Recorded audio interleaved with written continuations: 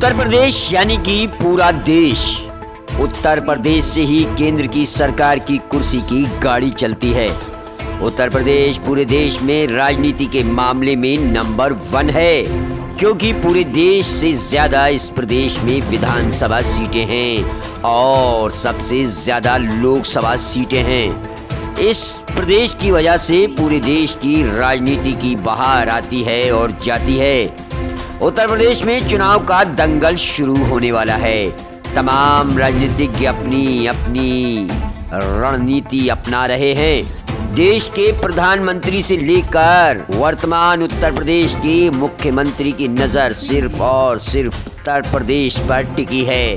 हालांकि उत्तर प्रदेश के अलावा 4 अन्य राज्यों में भी चुनाव हो रहे हैं, लेकिन आज हम अगर किसी टीवी डिबेट को देखें तो सिर्फ उत्तर प्रदेश की ही बातें होती हैं। किसी अखबार को उठाकर देखें तो उत्तर प्रदेश की ही बात होती है।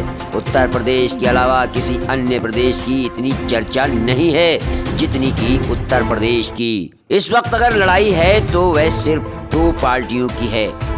उत्तर प्रदेश में अगर चुनाव में लड़ाई है तो सिर्फ 2 पार्टियों की सामने नजर आ रही है। एक तो वर्तमान सरकार वाली पार्टी यानी कि बीजेपी और दूसरी समाजवादी पार्टी यानी कि पूर्व सरकार वाली पार्टी। दोनों ही अपने अपने दांव पर पेंच लगा रहे हैं। अब ऊंट किस करवट बैठेगा यह तो वक्त ही बताएगा। लेकिन फिलहाल हमारे क्यूपी न्यूज के अरशद वारसी ने एक छोटी सी मुलाकात में समाजवादी पार्टी के पूर्व प्रदेश उपाध्यक्ष विनय श्रीवास्तव से चुनाव को लेकर बात की। तो आइए जानते हैं उनके विचार। हालांकि इस छोटी सी मुलाकात के दौरान सपा के कई अन्य नेताओं के साथ फर्रुखाबाद जिले के पूर्व जिला पंचायत अध्यक्ष तहसीन सिद्दीकी भी वहां मौजूद थे। नमस्कार, मैं अरशद वारसी क्यूपी न्यूज में आप सभी दर्शकों का स्वागत करता हूं। आज मैं कन्नौज जिले के कस्बा गुरसाएगंज में यहां किसी से मिलने बतौर आया, लेकिन यहाँ कुछ समाजवादी पार्टी के नेता बैठे हुए हैं और चुनाव का उत्तर प्रदेश में माहौल है। लगभग 2.5 से 3 महीने चुनाव के बाकी हैं। हालांकि अभी कोई डेट डिक्लेयर नहीं हुई है, लेकिन जो आज यहाँ समाजवादी पार्टी के कुछ नेता यहाँ जो तशरीफ़ फरमा हैं, आइए हम इस चुनाव के बारे में उनसे कुछ चर्चा करते हैं कि कैसा माहौल है उत्तर प्रदेश का और समाजवादी पार्टी, बीजेपी, कांग्रेस, उनका यहाँ क्या और कैसा वर्चस्व है। तो क्या माहौल है यहाँ का, कैसा लग रहा है, आपकी पार्टी का क्या वर्चस्व है? माहौल तो ये है कि जिस वक्त जेपी का जो आंदोलन चल रहा था, जो समाजवादी जनक्रांति आई थी, उसी तरीके से इस समय समाजवादी आंदोलन ने जो है जनक्रांति का रूप ले लिया है। आदरणीय अखिलेश यादव जी पूरे उत्तर प्रदेश में घूम रहे हैं। इतनी अपार भीड़ हो रही है, इतना जनसमर्थन है। जनता भारतीय जनता पार्टी के शासन से उब चुकी है। जनता को परिवर्तन चाहिए और परिवर्तन हो के रहेगा। समाजवादी आंदोलन बहुत मुखर रूप ले चुका है और आने वाले चुनाव में आदरणीय अखिलेश यादव जी उत्तर प्रदेश के मुख्यमंत्री बनेंगे।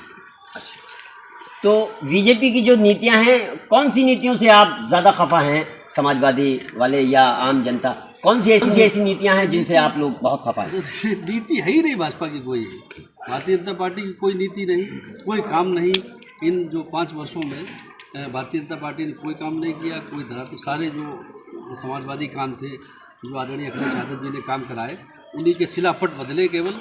बाकी कोई जो है भारतीय जनता पार्टी ने काम नहीं किया।